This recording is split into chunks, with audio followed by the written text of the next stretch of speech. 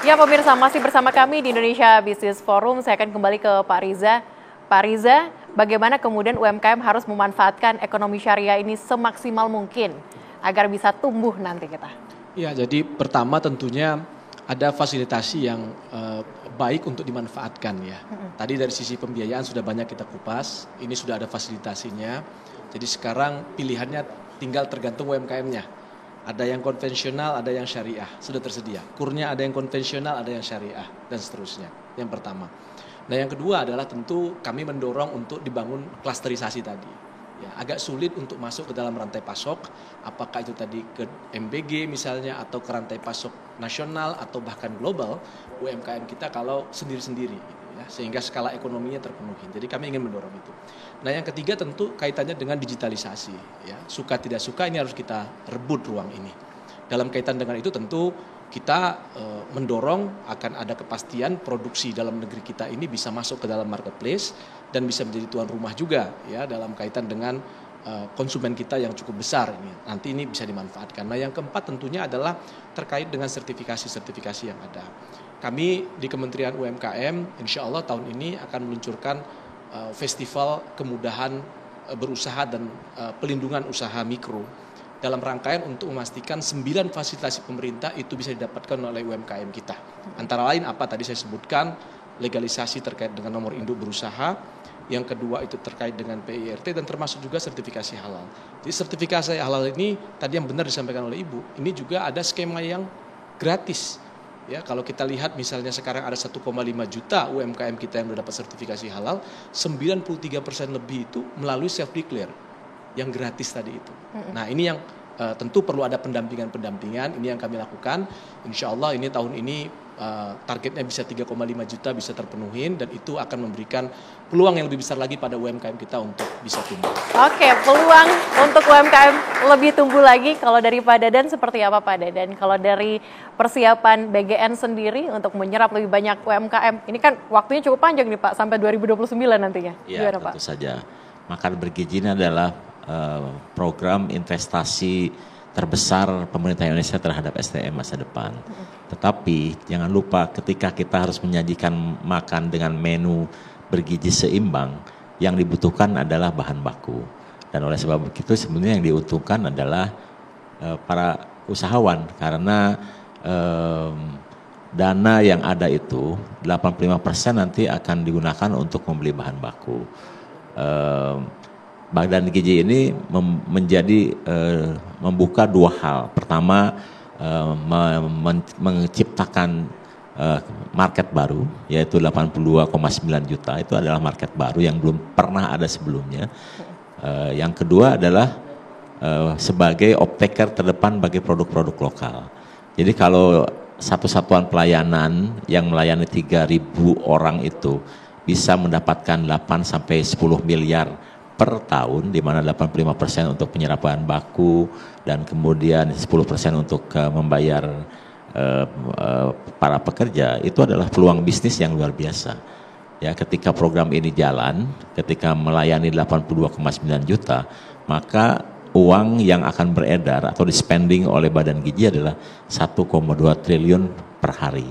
Jadi sekarang ini sebetulnya bisnis yang paling pasti untuk para catering, pemilik restoran dan sebagainya adalah bermitra dengan Badan Gizi. Kenapa? Karena kalau membuka warung Padang contohnya atau warung Tegal gitu, dia kan harus mencari customer. Customernya bisa bervariasi dari hari ke hari. Kalau bermitra dengan Badan Gizi, customernya fix 3.000 sehari.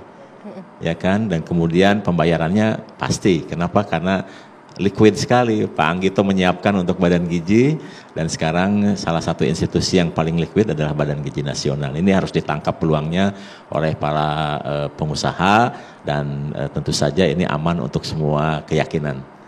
Oke, baik Prof. Dadan. Tapi kalau dari Ibu Munifa sebagai mungkin perwakilan juga dari PPUMI, apa kemudian yang diharapkan dan dibutuhkan dari UMKM itu sendiri? Kami adalah pelaku dan kami mendampingi pelaku. Di samping kami para regulator, Kementerian Keuangan, Badan Gizi Nasional, UMKM. Karenanya kami harus bekerja sama dengan Badan Gizi Nasional se-Indonesia.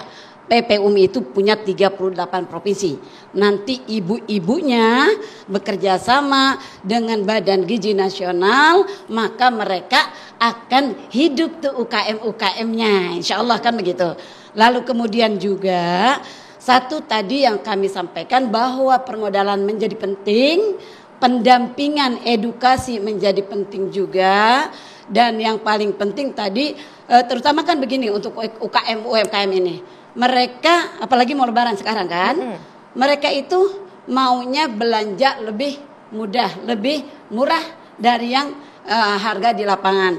Maka kami selaku pelaku di lapangan kami mencoba untuk menyiapkan lembaga keuangan mikronya yang terus kami berupaya untuk quote and quote untuk kasak kusuk sedemikian rupa, recokin Kementerian Keuangan dengan PIP-nya. Untuk apa? Supaya kami izinnya udah kami urus loh ke OJK. Maka kami harus betul-betul memanfaatkan regulasi ini bisa diterapkan. Ya. Satu contoh, kami punya LKM, Lembaga Keuangan Mikro PPUMI. Itu mulai dari pendirinya sampai yang berangkat semuanya kepada nasabah, sampai nasabahnya 100% perempuan.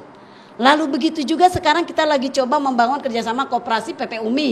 Itu dengan kerjasama perusahaan besar untuk apa? Untuk memasok kepada kami supaya memutus mata rantai. Yang tadi jualannya harganya tinggi, bagaimana caranya harga itu bisa diserap oleh mereka dengan harga yang murah. Itulah yang bisa kami ini kan untuk pasukan kami tentunya ya, para pelaku di masyarakat. Yang terpenting dengan Badan Gizi Nasional ya Pak ya.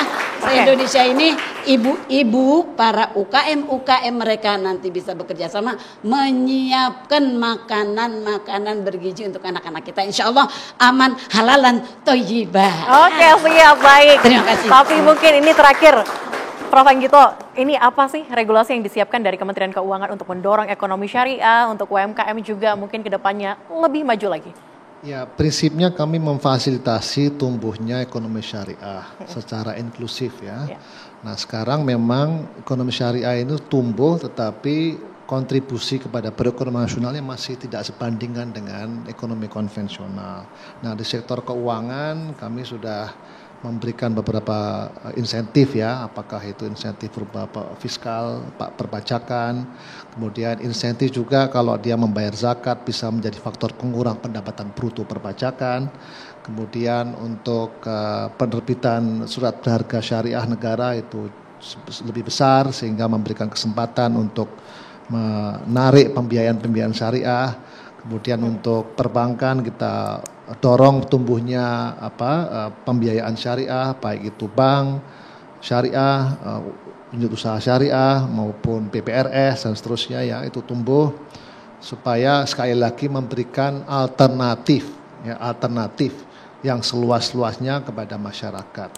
Islam sebagai rahmatan lil alamin kan, jadi artinya memberikan kesempatan kepada seluruh umat untuk bisa mendorong ini. Saya juga ingin menggarisbawahi pembentukan BPJPH dan Badan Haji itu sebagai milestone ya, milestone bahwa pemerintah itu betul-betul ingin mendorong tumbuhnya ekonomi syariah.